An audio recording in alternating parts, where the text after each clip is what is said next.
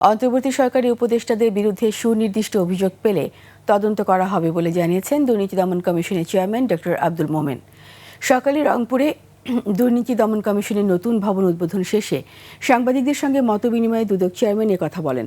এই জন্য গণমাধ্যমের সহযোগিতা চেয়েছেন ডক্টর আব্দুল মোমেন।